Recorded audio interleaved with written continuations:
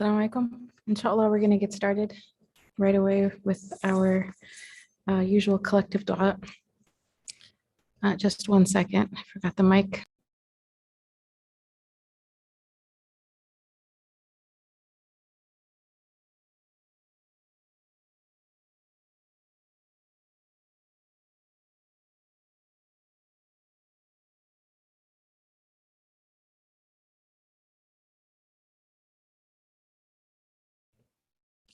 Inshallah, we're going to get started right away. Maybe in a few seconds while we figure out the sound.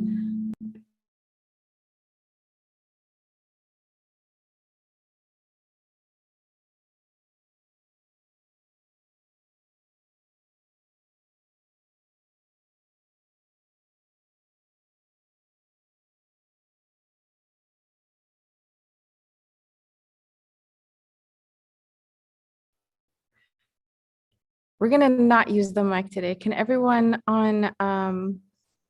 hear me on Zoom?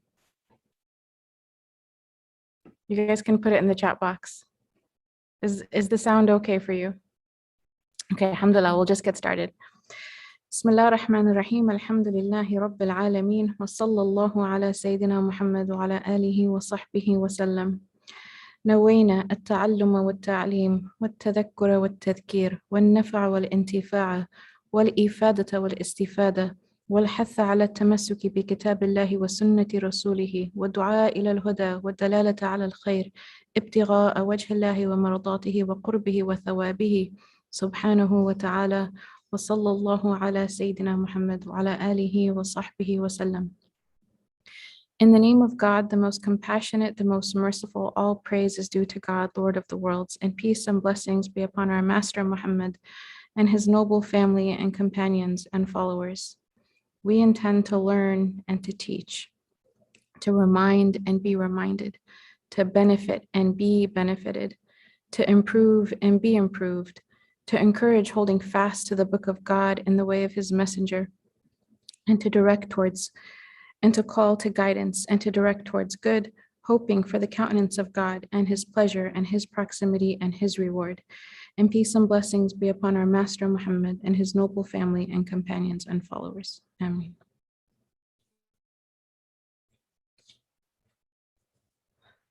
So inshallah, today we're going to start as usual. Before we start with anything in the tafsir, we start with a discussion of the assignment from the previous week. I know I gave the assignment on Zoom because we were virtual. I wanted to ask if there's anyone who did the assignment and if you would like to share your thoughts and reflections, inshallah.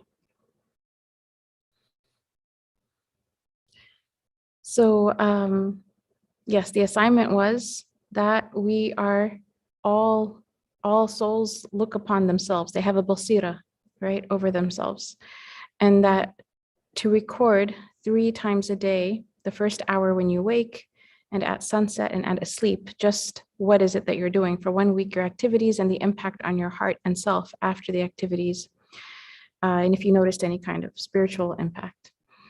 And I want to ask, as I usually do, did anyone attempt this for even a day of the week or some of the week or some of a day of the week? Do we have any takers who were able to practice this? Do we have anyone who has reflections from the attempt to practice it? So alhamdulillah, we have, thank you so much, Jazakallah khair. In the chat box, it's mentioned that they were not able to do it for the week, but they were able to do it for 2 days, and they realized better when you plan out the day before. Okay, mashallah, that's true. I saw another sister, you raised your hand. Also, okay, let's see. And also if they begin and end the day with spiritual practice, right? Like reading a dhikr book or a book of some kind of good beneficial reminder, then they noticed that there was an impact. Alhamdulillah. I see 3 dots, which means she's still writing. Okay, or she has completed. And also, they also mentioned that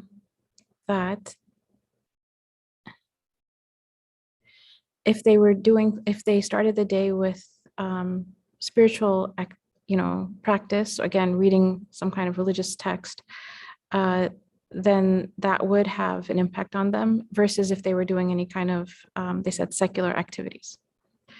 That's wonderful. Thank you so much. Also, if anyone else would like to contribute, can you type it up and put it in the chat box? Can you type it directly into the chat box? And you have an option to make it, if you would like to remain anonymous, you have the option to send it as a direct message to me. And if you don't mind everyone benefiting from it and knowing who you are, then you can send it as a text to the whole group, to everyone.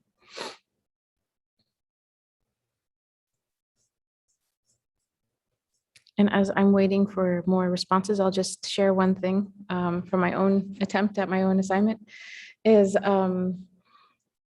definitely, so the way this assignment was posed was, you're not changing anything intentionally yet.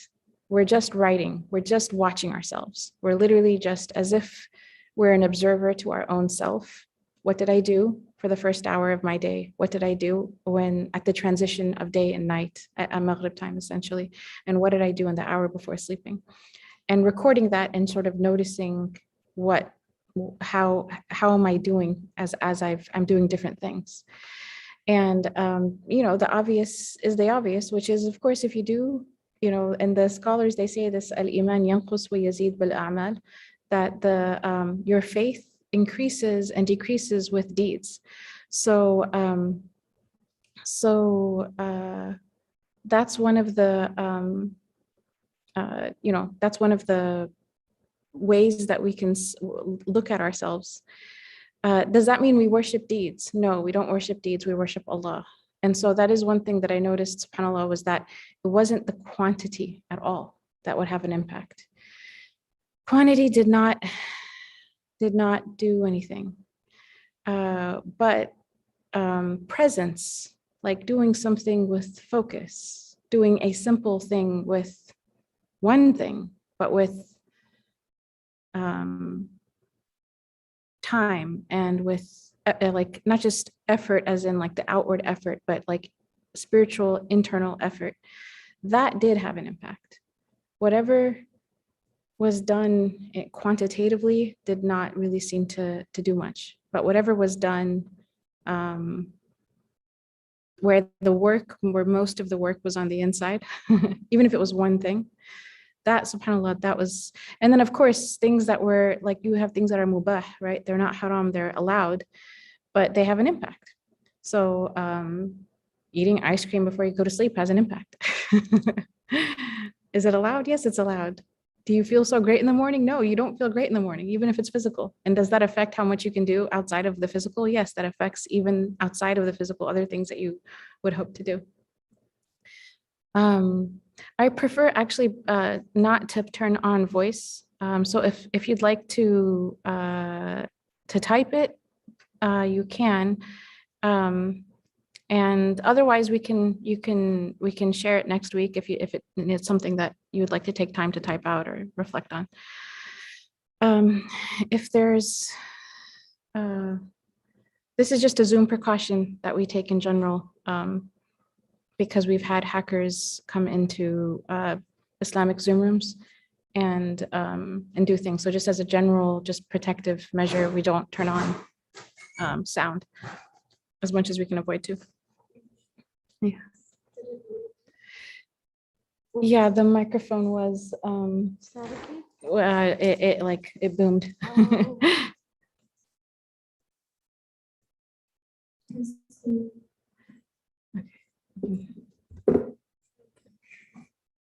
Okay, well, I'll hold.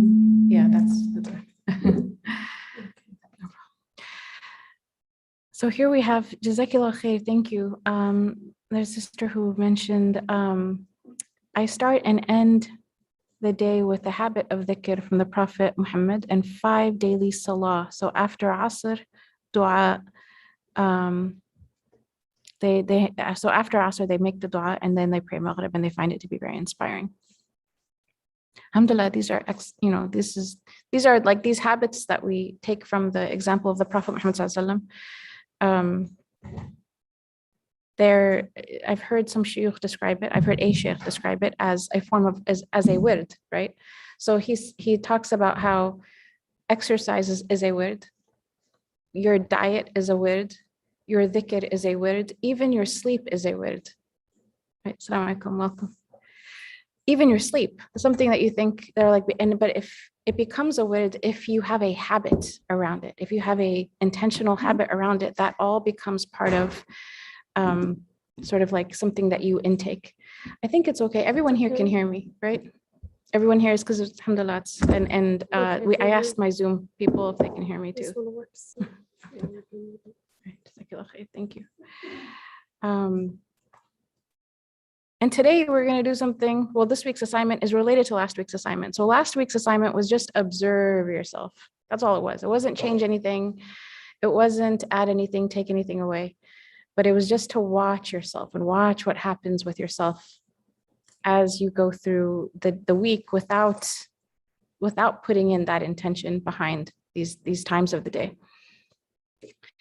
Now, I'm not going to give the assignment right away, but it is related to what we just took, inshallah, for this week. And also the sister, alhamdulillah, has a short dhikr before sleeping as well, mashallah. What we're going to do is look at the spiritual and symbolic reflections of Imam Ibn Ajiba on the previous verses that we took, which were verses 16 through 18. And so let me just share that real quick with all of us.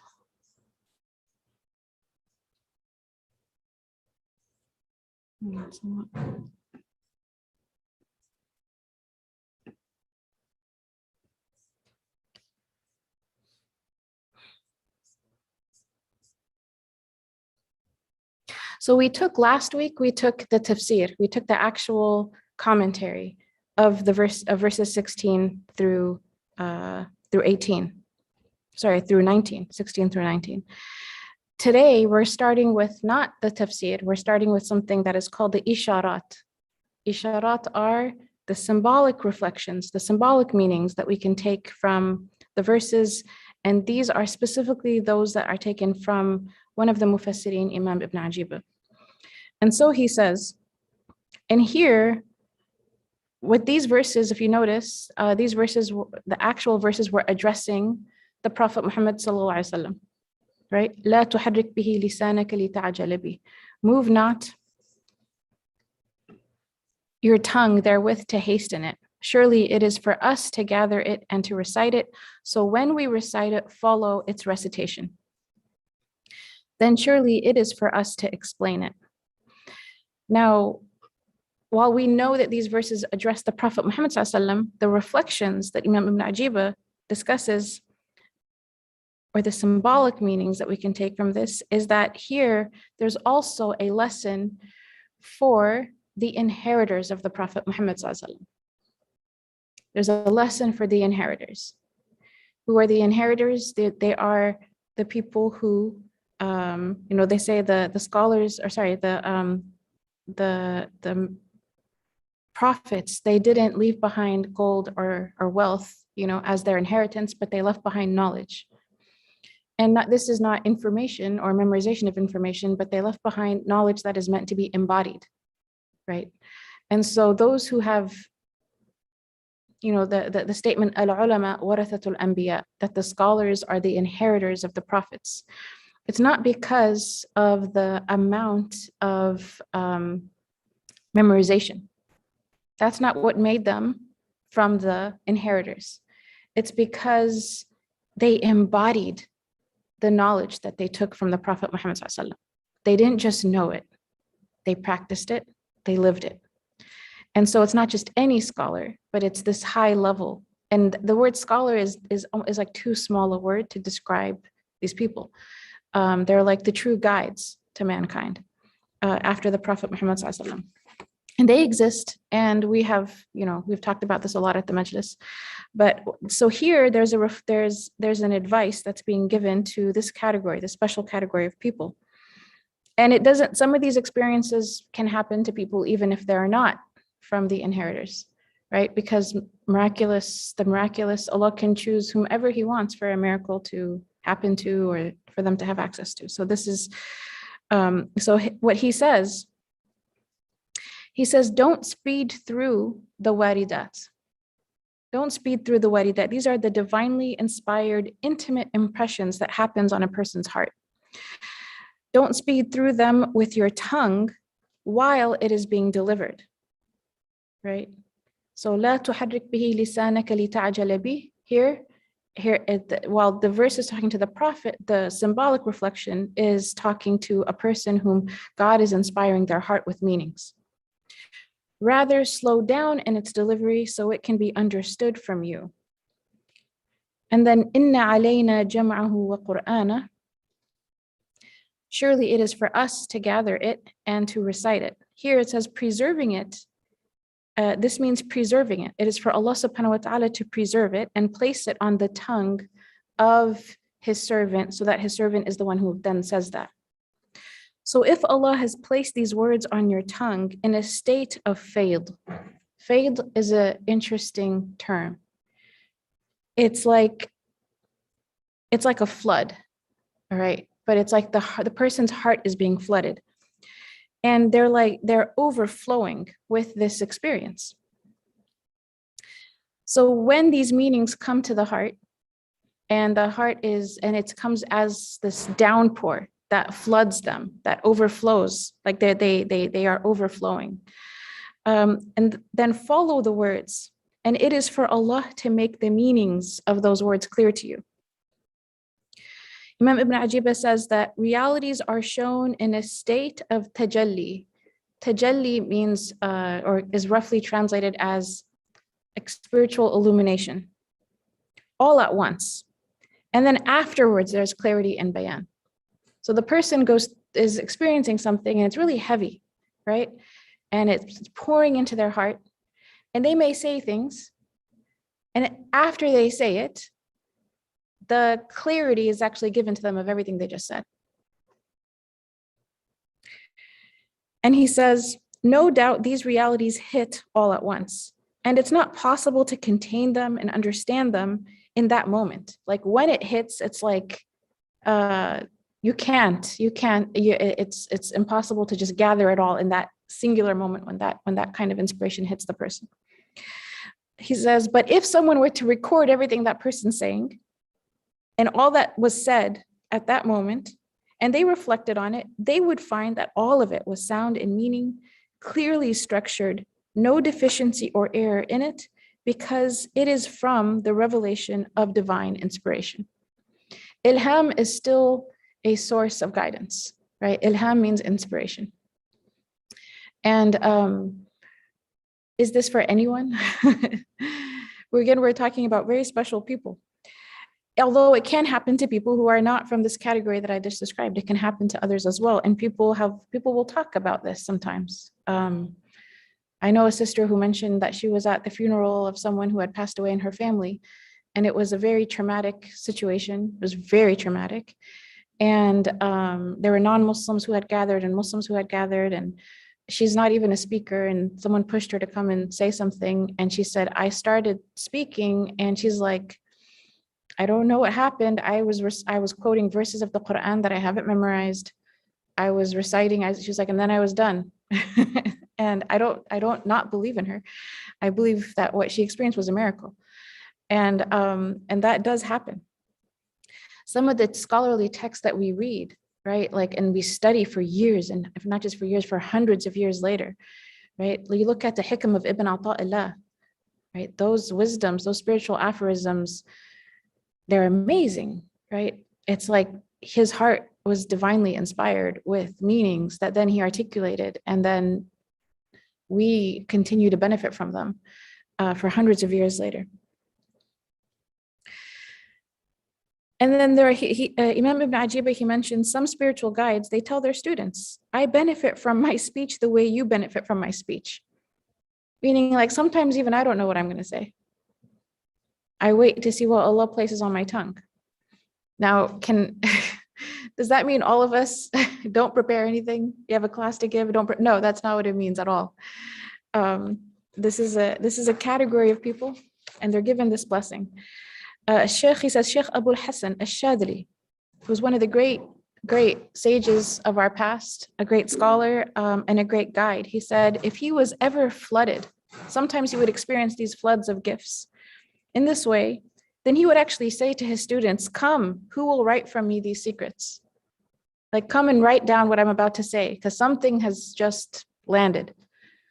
And then Imam Ibn Ajibah, he says, and there's much more. There's many more stories like this from the people of this discipline. One thing that we can take from this is it's always good, if we're studying from scholars, to take notes. From true guides, from shuyukh, it's good to take notes. They may be a conduit to a flow of meaning, right? And so recording from them is something that we would benefit from, because then we can go back and look at it and review it. One of my teachers mentioned that there were things that he wrote down and he didn't understand them until 30 years later, but he still wrote it down. And because he wrote it down, and because he would actually go back and review his old notes, he knew that it took him 30 years to understand something that he had in his notes 30 years ago. The word wird, which we kind of started in the beginning, right? Wird is usually like, we talk about it as like a dhikr that we do. There's awrad from the Prophet Muhammad ﷺ, right? What do we say after we finish prayer? We learned that directly from the Prophet Muhammad ﷺ. What do we say in the morning? What do we say at night? And so, but the linguistic meaning, right, is of warada, is to come to a place or to arrive. And for waridat, in the context of what Imam Ibn Ajibah is talking about, again, he's talking about these intimate impressions that hit a person's heart and fills them with meaning. It linguistically can also mean to reach a place where animals may drink, right? So it's like an oasis, it's a place that nourishes. He says the waridat are powerful. They come to the heart without effort. So this is not something that a person is trying to like, let me meditate so I can get this to happen to me. That's not, this comes to the heart, the person's heart, without that kind of effort. They're very general, and they don't have to always be, like as a general thing that hits the heart. It doesn't necessarily have to always be divinely inspired. As an example, it could be joy. It could be sadness. It can be contraction, right? A state of feeling like contracted from within, for lack of a better term, right? Qabd, this idea of something is weighing me down. I don't know what it is, but right now I'm just weighed down. Came from somewhere, right? These are general. It could be expansion. The person just feels an immense sense of relief and they don't know why. Now, passing thoughts, he says, are specific. Okay, passing thoughts are not waridat. Passing thoughts are specific, and they come in like with structure. So as an example, if the thought is coming to us from shaitan, that passing thought is called waswas, right? Waswasa. If the passing thought is coming from our lower self or our ego, that's called hawajis, right? It's the speech of your hawa. And if the passing thought is coming to you from angels, it's ilham, right? That's divine inspiration. And then when it comes from God, or if it comes from God, it's not like these other passing thoughts. It's actually very powerful and very inescapable. If it's not really a passing thought at that point. It's a divine inspiration. He says, in some cases, intimate impressions will bring with it some unveiling of the unseen. They may be exposed to something. They may see something. And we have this in our tradition. We have this in our history. We have whether it was companions, who they had some of the unseen made seen to them while they were in front of everyone, or scholars afterwards who experienced this and other people saw this and reported this about them while they were like in crowds, right? In crowds in front of them, like not something that one person witnessed, but came to us almost through mutawatir, right? Transmission, like everyone experienced the same thing. We know the famous one was from the companions is when Umar radiallahu anhu starts calling out to the army in another land, and they can hear his voice, and they actually hear the soldiers, the Muslim soldiers who were out. They heard him warning them about where the enemy was, and they changed direction to avoid. And he was in front of the entire community on the pulpit when he's calling out, and they're like, "What are you doing?" Something was unveiled to him. And it was also unveiled to the soldiers because they heard his voice call out to them in the field, like in another land. So these things are real. They're not just like folklore. In terms of like asking people, things happen,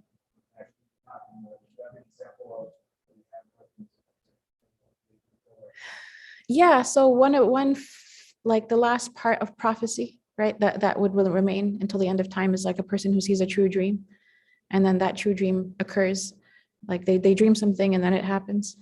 So yes, that's a very good example. And he says that in cases where the unseen is unveiled, and he conditions it, he said, if that person has a sound heart, it doesn't have obscurities on their heart. And again, here Imam Ibn Ajib is talking about a high caliber of believer, then they should accept the unveiling as true, and God knows best. So those are the spiritual sort of and symbolic reflections from the verses we took last week. And today we're going to take verses 20 through 30, inshallah, and the tafsir of these verses.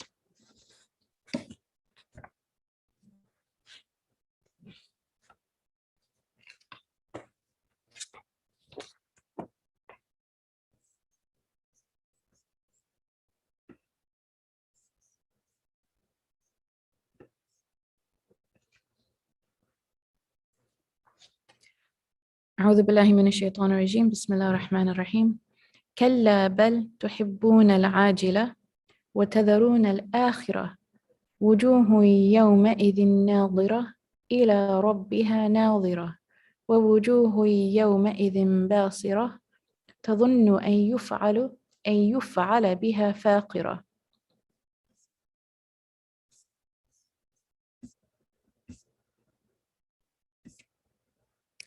كلا إذا بلغت التراقي وقيل من راق وظن أنه الفراق والتفت الساق بالساق إلى ربك يومئذ المساق.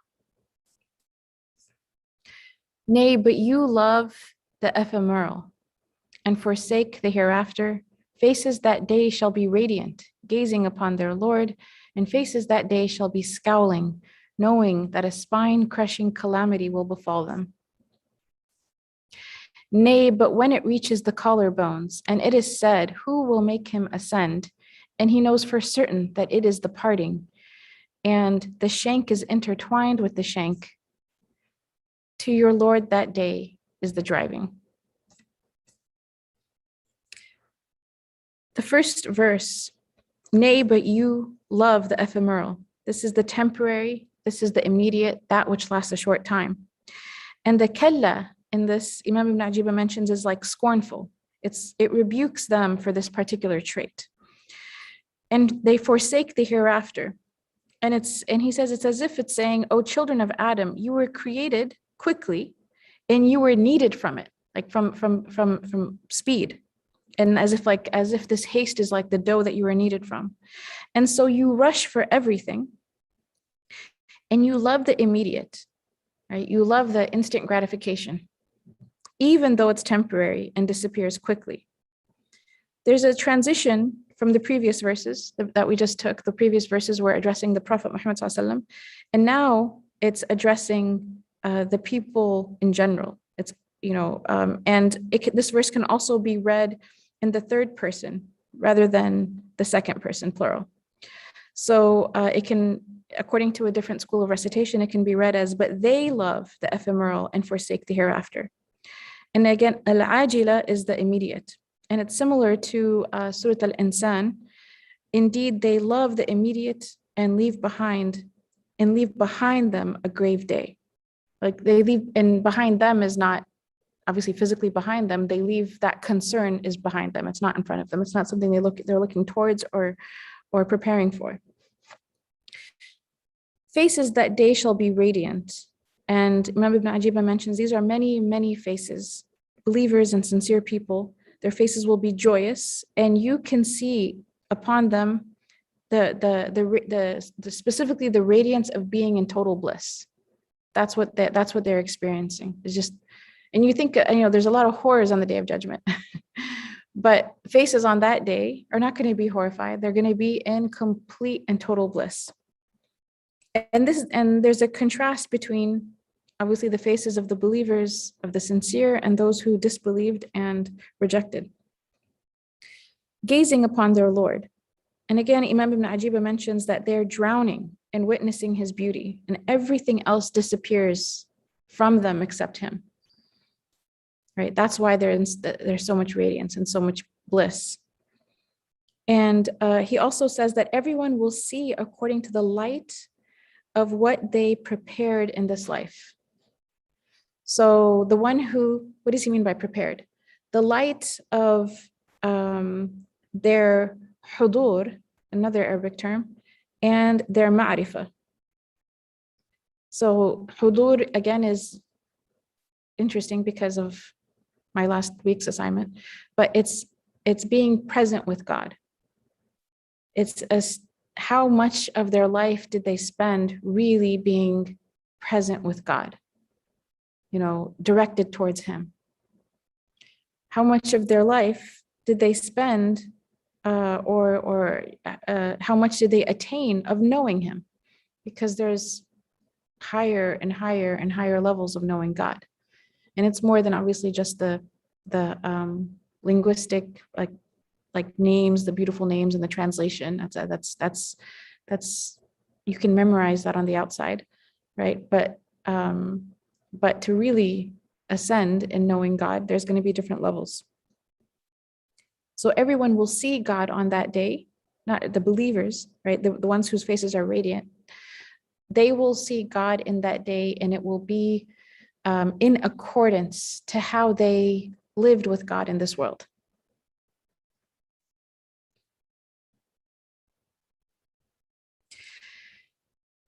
Imam al-Suyuti, he mentions that most commentators and most mufassirin, they say that the believers will be gazing upon their Lord as a reference to the literal vision of God in the hereafter, right? This is, they will physically, literally see Allah. I shouldn't say physically, I'll just say literally. And it's attested to in many ahadith. Amongst them, the Prophet Muhammad ﷺ said, truly you all will see your Lord with your own eyes. This is in the tafsir of Imam Ibn Kathir and Imam al-Qurtubi. And then when questioned by the other companions, the Prophet Muhammad ﷺ, he answered, they said, like, how is that possible? And the Prophet ﷺ said, are you harmed by seeing the sun and the moon when there are no clouds beneath them? And then when the companions, they said no, the Prophet Muhammad ﷺ said, you shall see your Lord in that manner. There's a similar account where he said, truly you will see your Lord just as you see the moon. So obviously Allah is above any example, but what he means is that the ability to see will be like, you will have that ability. You'll be granted that. And then the vision of God, to which these ahadith are talking about, some of the scholars, they say this is a matter of belief that no one can deny. Others, a minority, they argued that this verse should be interpreted in light of another verse in the Qur'an, which is لا تدركه الأبصار, right? Which literally means sight comprehends him not. And they saw that particular verse as being muhkam, right? And muhkam meaning clear in its meaning and not interpreted in more than one way. And then they saw the verses that talk about seeing Allah, including this one, gazing upon their Lord, as being symbolic or mutashabih, thus indicating that the vision of God is not in fact attainable, but that it's just metaphorical. Now, that is a minority position. The majority position is that people actually see God. And there are verses, there are many narrations that attest to this. There's also a narration in Bukhari, and this is mentioned in the tafsir of Imam Ibn Ajibah. He says, فَيَأْتِيهِمُ اللَّهُ فِي السُّورَ الَّتِي لَا يَعْرِفُونَهَا. And this means that on the day of judgment, God will come to them. And he says, surah here means sifa, with an attribute that they did not previously know. But then in paradise, when the believers, when they see Allah, they will see him. I don't want to say like in a more grand manifestation, if I can use those words.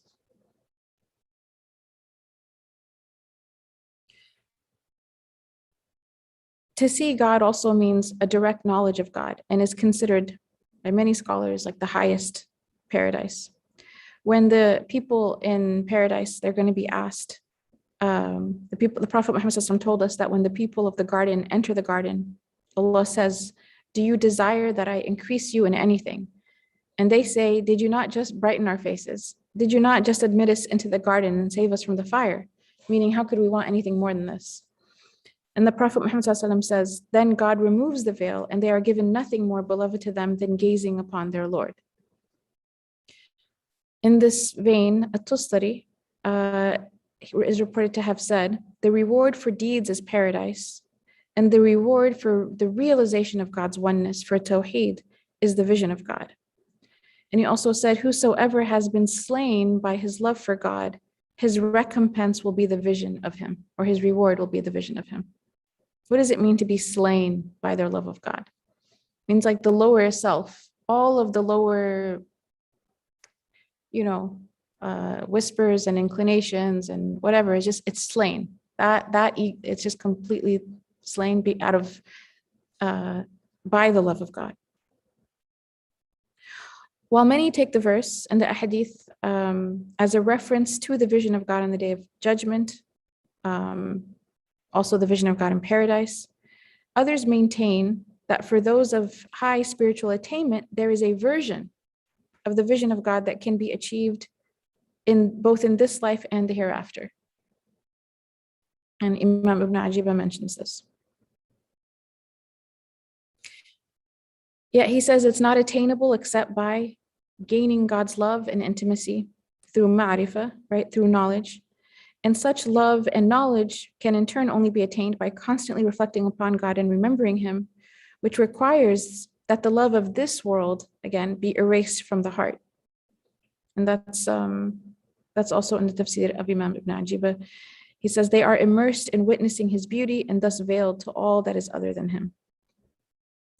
In his tafsir, Imam Ibn Ajibah also mentions that the point of this entire verse, or these verses, the way that they come right after the previous verses, is to show how foolish and how short-sighted and how bad it is to prefer the immediate short-lived enjoyment over the eternal joy that a person can have with God and getting to see him, right? Like if you compare the people, those who love the immediate to the extent that they allow that to rob them, on the day of judgment, of having radiant faces that get to look upon their Lord with such joy. Like how, he says, essentially, like how foolish is this? And then the comparison. And faces that day shall be scowling.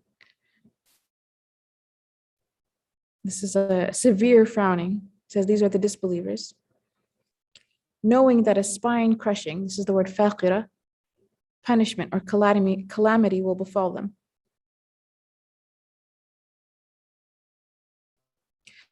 So before I get to this, I'm going to mention what the assignment is for this week. The assignment for this week is we don't want to be foolish in terms of preferring the immediate to, anything. The immediate can be tamed. And while last week we just watched ourselves at the first hour of waking, at the transition of the night and the day, and before we sleep, this week the idea is don't just watch yourself, put a plan of what you intend to do. that you intend will be something that from your experience of the assignment of last week, you're going to write things down that you found to be of benefit to you spiritually, and avoid the thing. And you can set 3 alarms on your phone as a reminder. You set your Fajr alarm, you set your maybe 10 minutes before Maghrib alarm, and you set the alarm for like the hour before you sleep. And you can have something down in your phone or in your notes of the first hour, this is what I want to do. At the transition of the night and the day, I want to go back to God. I want to do something. I want to intentionally. And this idea of whatever we do, something that we can do with presence, right? It's not about how much or quantity so much as it's really, it's a deed of the heart, an action of the heart more so than anything else, inshallah. So that's the assignment. Start, transition, and finish the day. Yes? Like something to do. So like the morning adhkar in the morning as an example. Start your morning with there's different recitations people can do. There's Fortress of the Muslim, there's the Hizb of Imam Nawawi, there's Wird al-Latif, there's other adhkar, but it could be there's surahs, for example. People sometimes they start their morning with Surah Yasin. At the transition time of the day, like before Maghrib, again, the Prophet Muhammad ﷺ encouraged, and that's a time when you can also again do Wird al-Latif or Hizb of Imam Nawawi, or the evening adhkar that are recorded in some of the dhikr books. And then at nighttime, the hour before you sleep might be different for everyone, for different people, because so for one person, it might be reading some Qur'an before they sleep. For someone else, and reflecting on it, maybe thinking about it, reflecting on it. And for someone else, it might be praying extra rak'ahs of nawafil. For someone else, it might be to read something that's of benefit. It's something that, as you hope some benefit to come from it, inshallah. But I would say we have 7 days. If you don't know what to do, you can try a different thing on a different Monday through next Tuesday. And you can see, like, I benefit a lot when I sit and just read Qur'an, or it could be the opposite. I benefit a lot when I sit and I read. So every person has a different thing that opens a key that opens their heart. Alhamdulillah.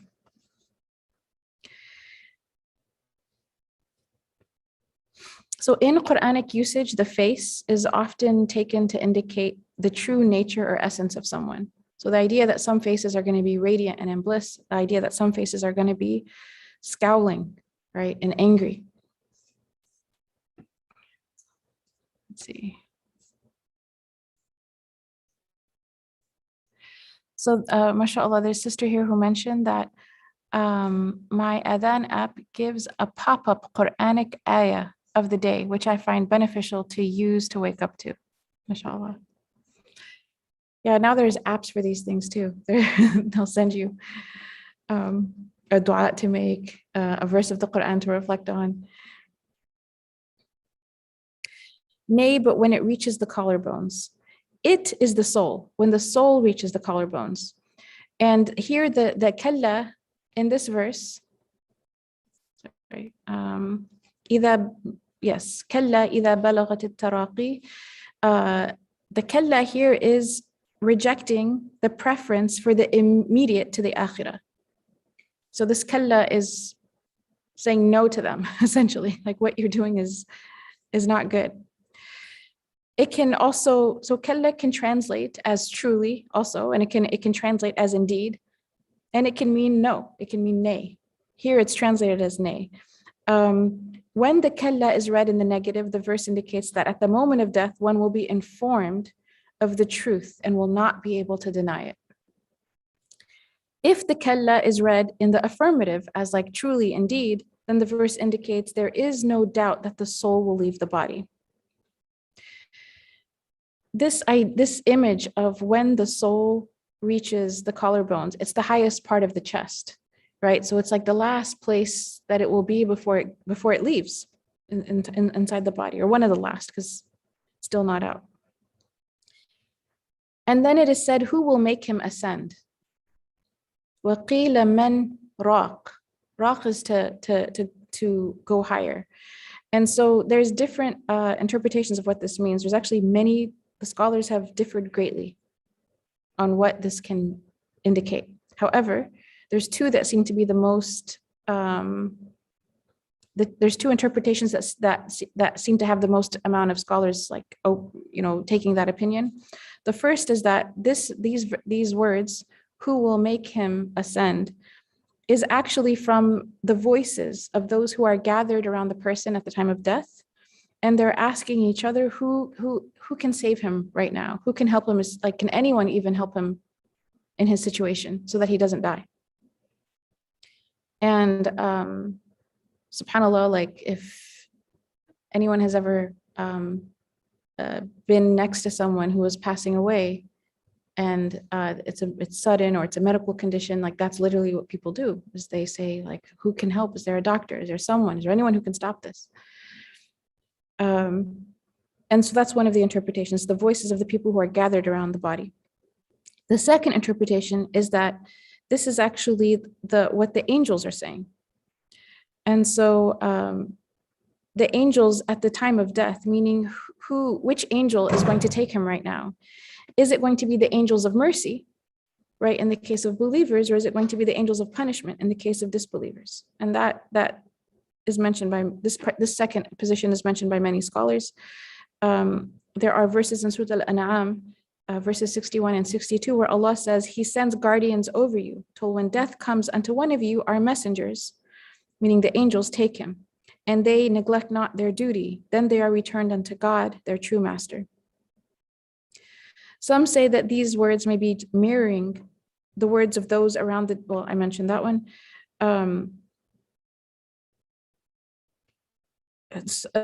Saying that who will cure this person? Who can be the one who comes cure it? And I meant that was the first position. In verse 28, the parting refers to the parting from all the things of this world, right? And he knows for certain that he is parting. وَظَنَّ أَنَّهُ الْفِرَاقِ. So from everything, he's leaving the world behind, or it's the parting of the spirit from the body. He knows for certain that his soul is leaving the body.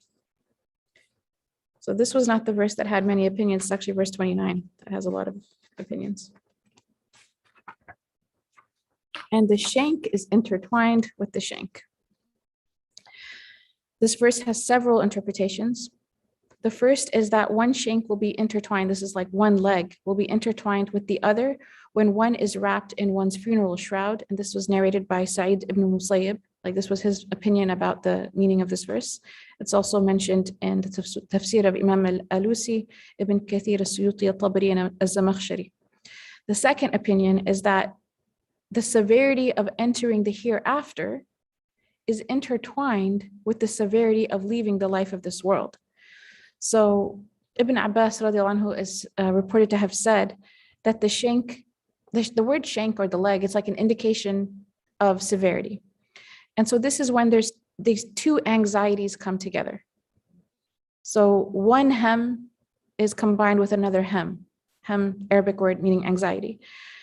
The first hem is what will happen to my kids, to everybody I'm leaving behind. What will happen to all of them, right? Because when people die, they worry about everybody else without them. And then the second hem is, I'm going to meet Allah. I'm going to meet God. I'm going to meet my hero. I'm going to go to, so these two, it's describing that's one of the opinions. This is when two huge, massive anxieties come together at the same time. And shank, again, being a word that symbolizes severity. Another position is that the last of the days of this world are intertwined with the first of the days of the next. And that's true. That's part of what happens between the end of this world and the beginning of Yawm al-Qiyamah. That the state of death is intertwined with the state of life. This is like that moment where the person knows they're going to die, but they're still alive. So they're feeling death, but they're not yet dead. And the fifth is that human beings are intertwined with one another, so that people cannot move their own legs. And I actually didn't understand what this meant. So I won't comment on it. I will have to look, I'll have to dig a little bit because it didn't mention which tafsir this is from. And they mention it also as the last opinion.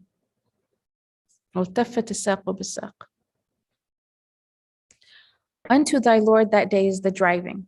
And Imam Ibn Ajiba mentions that unto Allah is the decree of God must happen. And so there's no way a person can be driven to other than God's decree. And what is that? That is where the person will end up in paradise or hellfire. So again, one opinion is that this verse refers to the manner in which God drives the soul from the body at the moment of death, or it can mean the manner in which God drives the soul towards their final judgment. It can also refer that this verse is like a challenge, like unto thy Lord is the driving. So who is it that can make it other than that? Who will heal him? Who can turn this away from this person? And then the fourth is that it indicates the return of the body to the earth, as in the Hadith Qudsi, where Allah subhanahu wa ta'ala is reported to say, return my servants to the earth, for verily I have created them from it. I return them into it, and from it I will bring them forth another time. So, and that is what everyone is driving to, right? You're being driven to the return to the earth and then being resurrected to the earth, from the earth on the day of judgment. And that concludes the tafsir of these verses for today. Alhamdulillah. And due to time, inshallah, we will close here. Next week, we'll start with the symbolic reflections on these verses from Imam Ibn Ajiba, and we will check in again on the assignment. Inshallah, we all do well. I know this assignment's actually one of the heavier ones, I must say. I usually don't give ones this heavy. And we're heading into Thanksgiving break. It's the easiest, break times are the easiest times to actually fall off the handle for anything you want to structure yourself in any way. But may Allah grant us ease and tawfiq in it and benefiting from the assignment in whichever way, inshallah, we will benefit from it most. Ameen. بسم الله الرحمن الرحيم اللهم وفقنا لما تحبه وترضى وجعلنا من عبيدك السعداء وأمتنا على كلمة الهدى علمنا ما ينفعنا ووفقنا للعمل بما علمتنا به واجعل ما نحن فيه خالصا مخلصا لوجهك الكريم آمين يا رب العالمين اللهم اجعل تجمعنا هذا تجمعا مرحوما وتفرقنا بعده تفرقا معصوما لا شقيا منا ولا محروما وصلى الله على سيدنا محمد وعلى آله وصحبه وسلم. O God, give us success to attain what you love and are pleased with. Make us amongst your felicitous servants. Allow us to die on the statement of guidance. Teach us what will benefit us and give us the success to act upon what you have taught us. Make that in which we are engaged pure and devoted to your noble face. Ameen, O Lord of the worlds.